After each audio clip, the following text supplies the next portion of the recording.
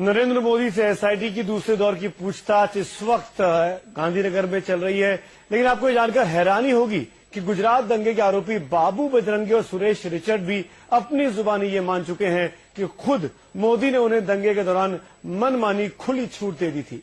3 साल पहले आज तक के ऑपरेशन कलंक में उन्होंने खुफिया कैमरे के सामने तमाम राज खोल कर रख दिए थे।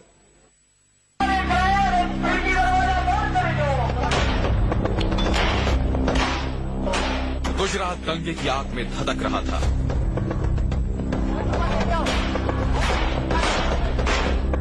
बजरंग दल के नेता बाबू बजरंगी सड़कों पर तलवार लेकर उतरे थे, तो उस वक्त बजरंग दल के राष्ट्रीय संयोजक हरीश भट्ट दंगाइयों के हाथ में बम थमा रहे थे और बकौल बजरंगी गुजरात के तत्कालीन गृह राज्य मंत्री गोधन सड़किया कत्लेआम करने वालों को छुपाने के रास्ते दिखा रहे थे।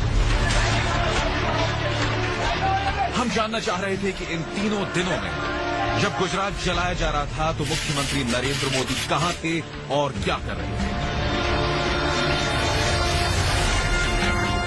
इस सवाल का जवाब दिया खुद को मोदी के खास बताने वाले बाबू बजरंगी थे। बजरंगी के मुताबिक नरोड़ा में कत्लेआम के अगले दिन मोदी वहां पहुंचे और दंगाइयों का उत्साह बढ़ाया।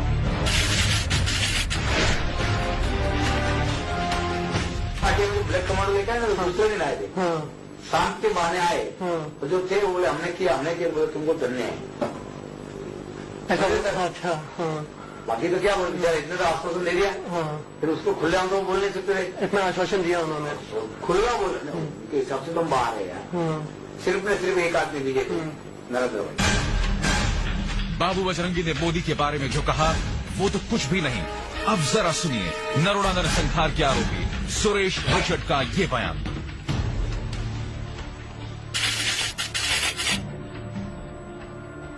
मेरी बात मानो, यहाँ पे जब कांड होने के बाद अपना भाई भी आ रहा है नरेंद्र मोदी भी, फिर बोले के बराबर बोले जय श्री राम जय श्री राम।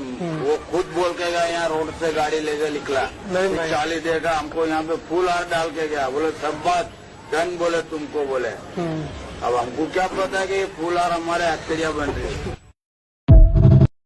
आज एक बार फिर मैं आपको वो सच सुनाना चाहता हूं। आपको एक एक डिटेल जाननी चाहिए। एक तो ये प्रोपेगेंडा चल रहा है देश के बाहर, एक देश के अंदर और बाहर दोनों मिलाकर चलता है कि नरेंद्र मोदी ने गुजरात दंगे होने दिए। उसका जो सच मैंने आपको बताया था, जो आपको कहीं नहीं मिलेगा, जो आपको कहीं नहीं बताया जाता बार बार, वो हिस्सा मैं आपको दिखाना चाहता हूं। बहुत लोग चाहते थे कि मैं ये हिस्सा दिखाऊं, आपको फिर से दिखा रहा हूं। हमने गुजरात दंगे के दिन नरेंद्र मोदी क्या कर रहे थे उसकी डिटेल बताई थी, सुनिए और देखिए।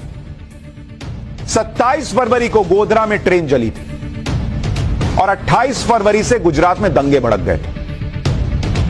नरेंद्र मोदी को इसमें यह कहकर टारगेट किया जाता रहा कि दंगे रोकने में उन्होंने कुछ किया ही नहीं।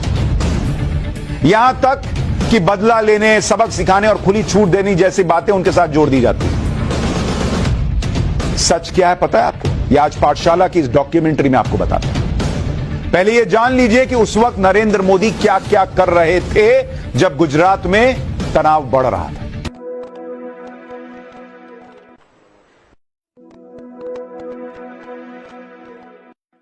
सब फोन भी कर रहे थे और उसके बाद में सब दौड़ दौड़ के पुलिस के पास भी जाते थे।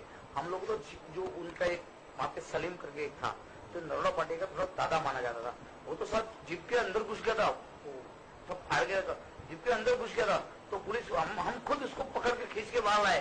तो बोलता है पुलिस वालों बोलता बोले इन्हें मार इतना, उसको बोले मार ही डालना, जिंदा छोड़ेंगे तो बयान देगा ना बोले।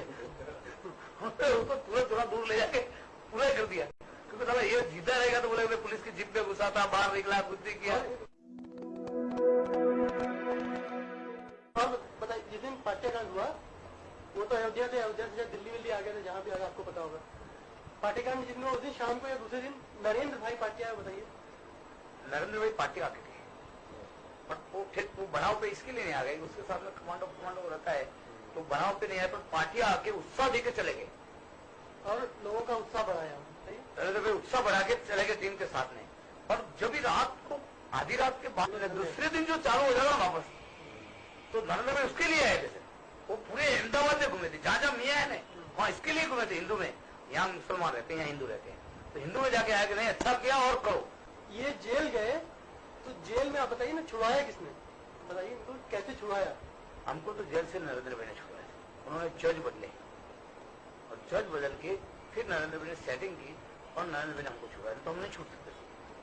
पहला जज आया था धोड़किया जी था, उन्होंने बोला कि बाबू भाई बजेंगे तो फांसी होनी चाहिए 4-5 बार, एक बार नहीं, और फाइल फेंक दी सब। फिर दूसरा आया तो दूसरा ने हमारा को यही बताया कि नहीं, इनको फांसी होनी चाहिए। फिर तीसरा ने 1.5 साढ़े 4 महीना हो गए। फिर नरेंद्र भाई ने हमारे को संदेशा भेजा कि ठहर जाओ, मैं अभी सेटिंग करता हूँ, अभी टाइम निकल गया है। फिर उन्होंने अक्षय मेहता करके जज को भेजा, जज ने फाइल नहीं कुछ नहीं, बोले जा नहीं ग्रैंड, और सब जेल खाली कर दी वहां, बाहर आ गए लोग। तो वो ये काम हम तो भगवान इसके लिए मानते हैं कि इनके काम के लिए आज हमको बोले, हिंदुत्व के लिए हम मरने तैयार है। हमारी एफआईआर में लिखा गया है, एक को प्रेग्नेंट थी, उसको हमने चीर दिया, उनको दिखाया कि क्या होता है कि हम लोग को तुमने मारा तो हम तुमको क्या प्रतिकार दे सकते हैं। हम खिचड़ी कड़ी वाले नहीं है।